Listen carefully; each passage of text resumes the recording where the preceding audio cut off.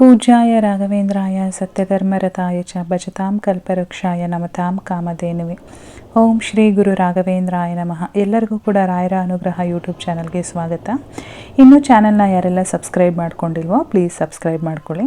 ಹಾಗೆ ಈ ಚಾನಲ್ಗೆ ಮತ್ತು ಈ ವಿಡಿಯೋಗೆ ಒಂದು ಲೈಕ್ ಮಾಡಿ ವಿಡಿಯೋನ ಮುಂದುವರ್ಸೋಣ ಬನ್ನಿ. ನಾನು ರಾಯರನ್ನ ನಂಬಕ್ಕೆ ಶುರು ಮಾಡಿದ ಮೇಲೆ ರಾಯರ ಈ ಪವಾಡನ ಕೇಳಿ ನನಗಂತೂ ಮೈಯೆಲ್ಲ ರೋಮಾಂಚನ ಆಗಿಬಿಟ್ಟಿತ್ತು. ಎಷ್ಟು ಪವಾಡ ಮಾಡ್ತಾರಪ್ಪ ಈ ರಾಯರು ಅಂತೇಳಿ ಆಶ್ಚರ್ಯಪಟ್ಟಿದ್ದೆ. ಅವರನ್ನು ನಂಬಿ ಯಾರು ಮುಂದೆ ಹೋಗ್ತಾರೆ ಅವರಿಗೆ ಖಂಡಿತವಾಗ್ಲೂ ಜಯ ಸಿಗುತ್ತೆ. ಹಾಗಾಗಿ ಈ ಪವಾಡನ ನಿಮ್ಮ ಮುಂದೆ ಕೂಡ ನಾನು ಈ ಕಥೆನ ಹೇಳಬೇಕು ಅಂತೇಳಿ ಇವತ್ತು ಈ ವಿಡಿಯೋನ ಮಾಡ್ತಾಯಿದ್ದೀನಿ. ಒಮ್ಮೆ ಅಪ್ಪ ಮತ್ತು ಮಗಳು ಇಬ್ಬರು ಕೂಡ ಮಂತ್ರಾಲಯಕ್ಕೆ ಹೋಗ್ತಾರೆ. ಮಗಳು ಮದುವೆ ಫಿಕ್ಸ್ ಆಗಿರುತ್ತೆ, ಆದರೆ ಅವ್ರ ಹತ್ರ ಮದುವೆ ಮಾಡೋದಕ್ಕೆ ದುಡ್ಡಿರೋದಿಲ್ಲ. ಏನಪ್ಪ ಮಾಡೋದು, ದುಡ್ಡಿಲ್ವಲ್ಲ ಅಂತೇಳಿ ರಾಯರನ್ನು ನಂಬಿಕೊಂಡು ಅವರು ಮಂತ್ರಾಲಯಕ್ಕೆ ಹೋಗ್ತಾರೆ. ಮಂತ್ರಾಲಯಕ್ಕೆ ಹೋಗಿ ಸೇವೆಗಳನ್ನೆಲ್ಲ ಮಾಡ್ತಾರೆ. ಸೇವೆ ಮಾಡಿ ಹೇಳ್ತಾರೆ, ನನ್ನ ಮಗಳು ಮದುವೆ ಮಾಡೋಕ್ಕೆ ನೀವು ದುಡ್ಡನ್ನು ಒದಗಿಸ್ಕೊಡ್ಬೇಕು, ಇಲ್ಲ ಅಂತ ಅಂದರೆ ಇದೇ ತುಂಗಭದ್ರಾ ನದಿಗೆ ನಾವು ಹಾರ್ಕೊಂಡು ಪ್ರಾಣ ಬಿಟ್ಬಿಡ್ತೀವಿ ಹೀಗಂತ ಹೇಳಿ ಅವರು ಅಲ್ಲೇ ಉಳ್ಕೊತಾರೆ. ಅವಾಗೆಲ್ಲ ಹೆಂಗೆ ಅಂತ ಅಂದರೆ ಇವಾಗ ಜನ ಹೆಂಗೆ ಗೊತ್ತಾ, ಬೆಳಗ್ಗೆ ಹೋಗ್ತಾರೆ, ದರ್ಶನ ಮಾಡ್ಕೋತಾರೆ, ಸಂಜೆ ಬರ್ತಾರೆ. ಮುಂಚೆ ಹಾಗಲ್ಲ, ಹೋಗ್ತಾಯಿದ್ರು, ಎಷ್ಟು ದಿನಗಳು ಬೇಕಾದರೂ ಅಷ್ಟು ದಿನ ಇರ್ತಾಯಿದ್ರು. ರಾಯರ ಅನುಗ್ರಹ ಆದಮೇಲೆ ವಾಪಸ್ ಬರ್ತಾಯಿದ್ರು. ಅಲ್ಲಿವರೆಗೂ ಅವರು ವಾಪಸ್ ಬರೋ ಮಾತೇ ಇರಲಿಲ್ಲ. ಹಾಗಾಗಿ ಅವರು ಅಲ್ಲೇ ಉಳ್ಕೊಂಡ್ರು. ಅದೇ ಥರ ಈ ಕಡೆ ಇನ್ನೂ ಅಪ್ಪ ಮಗ ಇಬ್ಬರು, ಅಂದರೆ ಮಗನಿಗೆ ಪಾಪ ಮಾತು ಬರ್ತಾ ಇರೋದಿಲ್ಲ, ನಡೆದಾಡೋಕ್ಕೆ ಆಗ್ತಾ ಇರೋದಿಲ್ಲ. ಅವರಿಬ್ಬರು ಕೂಡ ಅವರು ಹೋಗಿರ್ತಾರೆ ಮಂತ್ರಾಲಯಕ್ಕೆ.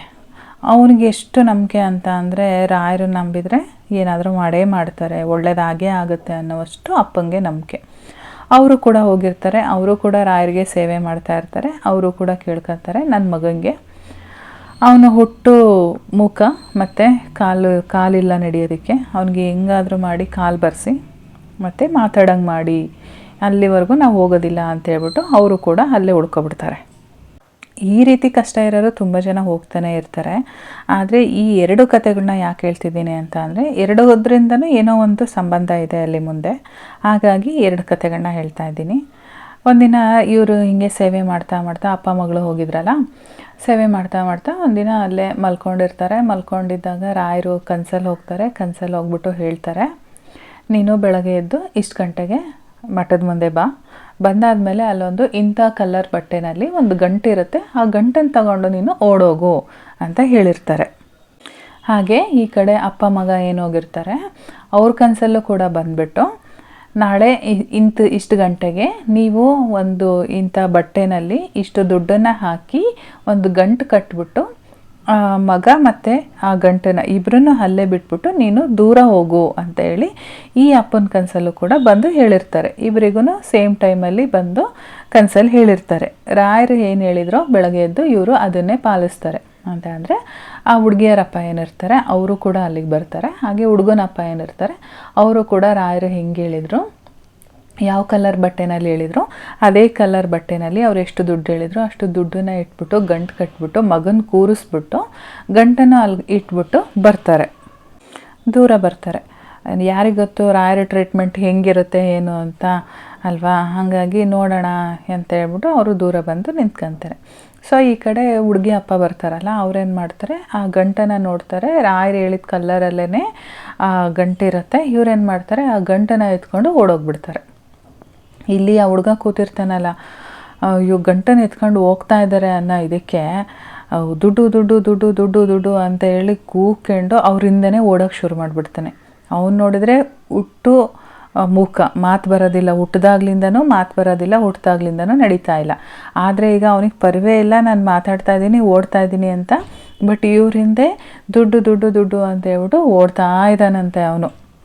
ಹೆಂಗಿದೆ ನೋಡಿ, ಈ ಕಡೆ ಇವನಿಗೂ ಹುಷಾರಾಯಿತು, ಆ ಕಡೆ ಅವನ ಮಗಳು ಮದುವೆ ಮಾಡೋದಕ್ಕೆ ಅವ್ರಿಗೂ ಕೂಡ ದುಡ್ಡು ಸಿಕ್ತು. ಇಬ್ಬರಿಗೂ ಅಟ್ ಎ ಟೈಮಲ್ಲಿ ಪರಿಹಾರ ಆಯಿತು.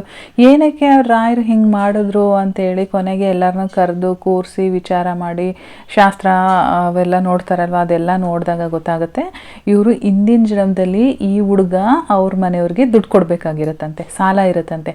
ಆ ಸಾಲ ಯಾವಾಗ ಅವರಿಗೆ ಅಂದರೆ ಅವರು ಮುಟ್ಟುತ್ತೋ ಆ ದುಡ್ಡು, ಯಾವಾಗ ಆ ಸಾಲದಿಂದ ಇವನು ಬಿಡುಗಡೆ ಆಗ್ತಾನೋ, ಬಿಡುಗಡೆ ಆಗಿದ ತಕ್ಷಣ ಇವನ ಸಮಸ್ಯೆ ಪರಿಹಾರ ಆಗೋಯ್ತು. ರಾಯರ ಪವಾಡ ಅಂದರೆ ಇದೇನೆ. ಅವರು ಯಾರಿಗೆ ಯಾವ ಸಮಯದಲ್ಲಿ ಏನು ಮಾಡಬೇಕೋ ಅದನ್ನು ಮಾಡೇ ಮಾಡ್ತಾರೆ, ಕೊಟ್ಟೇ ಕೊಡ್ತಾರೆ.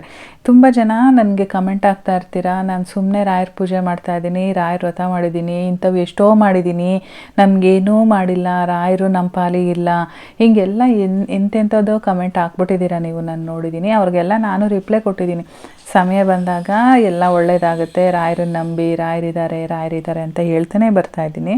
ಸೊ ಈ ಕಥೆನ ಅದಕ್ಕೋಸ್ಕರನೇ ನಾನು ಹೇಳಿದೆ. ನಾವು ಹಿಂದಿನ ಜನ್ಮದಲ್ಲಿ ಏನು ಕರ್ಮಗಳನ್ನ ಮಾಡಿರ್ತೀವಲ್ವ, ಆ ಕರ್ಮಗಳು ಕಳಿಬೇಕು ನಮಗೆ. ಆ ಕರ್ಮಗಳು ಕಳೆದ ಮೇಲೇ ಈ ಜನ್ಮದ ಒಂದು ಕಷ್ಟ ನಮಗೆ ನಿವಾರಣೆ ಆಗೋದು, ಅಲ್ಲಿವರೆಗೂ ನಿವಾರಣೆ ಆಗಲ್ಲ. ನಾವು ಪಾಪನ ಕಳ್ಕೋಬೇಕು ಅಂತ ಅಂದರೆ ಒಳ್ಳೆ ಕೆಲಸನ ಮಾಡ್ತಾ ಇರಬೇಕು, ರಾಯರ ಸೇವೆ ಮಾಡ್ತಾ ಇರಬೇಕು. ಯಾವುದ್ರ ಮೂಲಕ ನಮ್ಮ ಪಾಪ ಹೋಗುತ್ತೆ ಅನ್ನೋದು ನಮಗೂ ಗೊತ್ತಿರಲ್ಲ. ಯಾಕೆ ಅಂತ ಅಂದರೆ ಏನು ಬಂದಿದ್ದೀವಿ ಅಂತ ಗೊತ್ತಿರಲ್ಲ ಅಲ್ವಾ. ಎಷ್ಟು ಕರ್ಮ ಇದೆ ನಮ್ಮಲ್ಲಿ, ಯಾವ ಜನ್ಮದಲ್ಲಿ ಏನು ಮಾಡಿದ್ದೀವಿ ಅಂತ ನಮಗೂ ಕೂಡ ಗೊತ್ತಿರಲ್ಲ.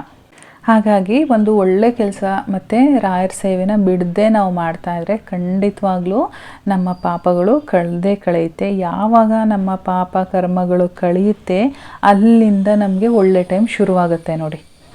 ಅಲ್ಲಿವರೆಗೂ ನಾವು ಕಾಯಬೇಕಾಗತ್ತೆ.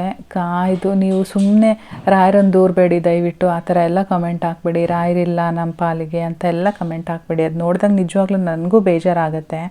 ಅದಕ್ಕೋಸ್ಕರನೇ ನಿಮಗೆ ಅಂತಲೇ ಈ ಕಥೆನ ಹೇಳಿ, ಸ್ವಲ್ಪ ನೀವು ಕಾಯಿರಿ, ತಾಳ್ಮೆಯಿಂದ ಕಾಯಿರಿ ಅಂತ ಹೇಳಿನೇ ನಾನು ನಿಮಗೋಸ್ಕರನೇ ಈ ವಿಡಿಯೋ ಮಾಡ್ತಾಯಿದ್ದೀನಿ. ರಾಯರಿದ್ದಾರೆ, ಯಾರು ಅವ್ರನ್ನ ನಂಬಿ ಮುನ್ನಡೀತಿರೋ ಅವ್ರಿಗೆ ಖಂಡಿತವಾಗ್ಲೂ ಅವರು ಕೈ ಹಿಡಿದು ನಡೆಸ್ತಾರೆ. ನಿಮ್ಮ ಕಷ್ಟ ಏನಿದೆ ಅದನ್ನು ಪರಿಹಾರ ಮಾಡೇ ಮಾಡ್ತಾರೆ. ಏಕೆಂದರೆ ಅದಕ್ಕೆ ನಾನೇ ಸಾಕ್ಷಿ. ನಾನು ಏನು ಚಿಕ್ಕ ವಯಸ್ಸಿಂದ ನಾನು ರಾಯರ ಭಕ್ತಿ ಏನಲ್ಲ. ನಾನು ನಂಬಕ್ಕೆ ಶುರುವಾಗಿ ಆಲ್ಮೋಸ್ಟ್ 1 ವರ್ಷ ಆಯಿತು. 1 ವರ್ಷದಿಂದ ನನಗೆ ಒಂದು ಒಳ್ಳೆ ವೈಬ್ರೇಷನ್ ಇತ್ತು, ಆದರೆ ನನಗೆ ಕೆಲಸಗಳು ಯಾವುದೂ ಆಗ್ತಾ ಇರಲಿಲ್ಲ. ಯಾವಾಗ ನಾನು ರಾಯರ ಸೇವೆ ಮಾಡೋದು ಜಾಸ್ತಿ ಮಾಡಿಕೊಂಡೆ, ರಾಯರನ್ನು ನಂಬೋದು ಜಾಸ್ತಿ ಮಾಡಿಕೊಂಡೆ, ಸೇವೆ ಮಾಡ್ತಾ ಮಾಡ್ತಾ ಮಾಡ್ತಾ ನನಗೆ ಫಲಗಳು ಸಿಗೋಕ್ಕೆ ಶುರುವಾಯಿತು. ಆವಾಗ ನನಗೂ ಅನಿಸಿದ್ದು, ಯಾವುದು ಕೂಡ ನಾವು ಅಂದ್ಕೊಂಡಿದ್ದ ತಕ್ಷಣ ಸಿಗಲ್ಲ. ಏನೇ ಬೇಕು ಅಂತ ಅಂದ್ರೂ ಕಷ್ಟಪಟ್ಟು ಕೆಲಸ ಮಾಡಬೇಕು. ರಾಯರ ನಂಬಿಕೆನಲ್ಲೂ ಅಷ್ಟೇ, ನಾವು ಎಷ್ಟು ನಂಬ್ತೀವೋ ಅವರು ನಮ್ಮನ್ನು ಅಷ್ಟು ಕೈ ಹಿಡಿತಾರೆ ಅಂತ ನನಗೂ ಕೂಡ ಅರ್ಥ ಆಯಿತು. ನಿಮಗೂ ನಾನು ಅದನ್ನೇ ಹೇಳ್ತಾ ಬರ್ತಾಯಿದ್ದೀನಿ. ಆ ನಂಬಿಕೆ ಕಳ್ಕೊಬೇಡಿ, ದಯವಿಟ್ಟು ಅವ್ರನ್ನ ನಂಬಿ, ಅವ್ರು ಕೈ ಹಿಡಿತಾರೆ, ನಿಮ್ಮ ಜೊತೆ ಇದ್ದೇ ಇರ್ತಾರೆ. ಪ್ರತಿದಿನ ನೀವು ಏನು ಪೂಜೆ ಮಾಡ್ತೀರಲ್ವ, ಪೂಜೆ ಮಾಡಿದಾಗ 108 ಬಾರಿ ಅವ್ರ ರಾಯರ ನಾಮನ ಜಪ ಮಾಡಿ ಸಾಕು. ನಿಮ್ಗೇನೂ ಮಾಡೋಕ್ಕಾಗ್ತಾಯಿಲ್ಲ ಅಂದರೆ ಇಷ್ಟಾದರೂ ಮಾಡಿ, ಬೇರೆ ಸೇವೆ ವ್ರತ ಬೇಡ. ಬೆಳಗ್ಗೆ ಎದ್ದು ಕೂತ್ಕೊಂಡು ಪೂಜೆ ಮಾಡ್ತೀರಲ್ವ, ರಾಯರ ಮುಂದೆ ಕೂತ್ಕೊಂಡು ಒಂದು ತುಳಸಿ ಮಣಿ ತೊಗೊಂಡು 108 ಬಾರಿ ಜಪ ಮಾಡಿ, ಅವ್ರ ಹೆಸರು ಮಾಡ್ಕೊಂಡು ಹೋಗಿ. ಅದರಲ್ಲೇ ಎಷ್ಟೋ ನಮಗೆ ಪುಣ್ಯ ಪ್ರಾಪ್ತಿ ಆಗುತ್ತೆ. ಅದಕ್ಕೋಸ್ಕರನೇ ನಾನು ಯಾವಾಗಲೂ ಹೇಳ್ತಿರ್ತೀನಿ, ಕಮೆಂಟಲ್ಲಿ ಓಂ ಶ್ರೀ ಗುರು ರಾಘವೇಂದ್ರಾಯ ನಮಃ ಅಂತ ಬರೀರಿ ಅಂತ ಹೇಳ್ಬಿಟ್ಟು. ಅಲ್ಲಿಂದನೂ ನಮಗೆ ಎಷ್ಟೋ ಪುಣ್ಯ ಸಿಗುತ್ತೆ ಅಲ್ವಾ. ದಿನ ಹೇಳೋಕ್ಕಾಗ್ತಿಲ್ಲ ಅಂತ ಅಂದರೆ ಅಟ್ಲೀಸ್ಟ್ ಗುರುವಾರದತ್ತು ಕೂತ್ಕೊಂಡು ಆ ಕೆಲಸ ಮಾಡಿ, ಆಗ್ಲಾದ್ರೂ ಮಾಡ್ಕೊಳ್ಳಿ. ನೀವೇನೂ ಮಾಡ್ದೇ ರಾಯರು ನಂಗೆ ಏನೂ ಮಾಡಲಿಲ್ಲ, ಸುಮ್ಮನೆ ನಾವು ಮನಸ್ಸಲ್ಲಿ ರಾಯರೇ ಅಂತ ಇದ್ರೂ ಆಗಲ್ಲ. ಏನಾದರೂ ಮಾಡಲೇಬೇಕಲ್ವ, ಭಕ್ತಿ ತೋರಿಸ್ಲೇಬೇಕಲ್ವಾ. ಸೊ ಈ ವಿಡಿಯೋ ಮುಖಾಂತರ ರಾಯರಿದ್ದಾರೆ, ರಾಯರ ಪವಾಡಗಳು ನಡೀತಾ ಇದೆ, ಇನ್ನೂ ಕೂಡ ನಡೀತಾನೇ ಇದೆ. ಆವಾಗಿನ ಕಾಲದಲ್ಲೆಲ್ಲ ಈಗಲೂ ಎಲ್ಲರ ಜೀವನದಲ್ಲೂ ನಡೀತಾ ಇದೆ. ನಾನು ನನ್ನದೇ ಎಷ್ಟೋ ಉದಾಹರಣೆಗಳನ್ನ ವಿಡಿಯೋಗಳು ಮಾಡಿ ಹಾಕಿದ್ದೀನಿ, ನೋಡಿಲ್ಲ ಅಂತ ಅಂದರೆ ದಯವಿಟ್ಟು ನೋಡಿ ಕೇಳಿಸ್ಕೊಳ್ಳಿ. ರಾಯರನ್ನು ನಂಬಿ ಸಮಯ ಬಂದಾಗ ಎಲ್ಲದೂ ಕೂಡ ಒಳ್ಳೆಯದಾಗತ್ತೆ. ಹಾಗಂತ ಹೇಳ್ತಾ ಇವತ್ತಿನ ವಿಡಿಯೋನ ಇಲ್ಲಿ ಮುಗಿಸ್ತಾ ಇದ್ದೀನಿ. ನಾನು ಮತ್ತೆ ಮುಂದಿನ ವಿಡಿಯೋದಲ್ಲಿ ಸಿಗ್ತೀನಿ. ಅಲ್ಲಿವರೆಗೂ ಧನ್ಯವಾದಗಳು.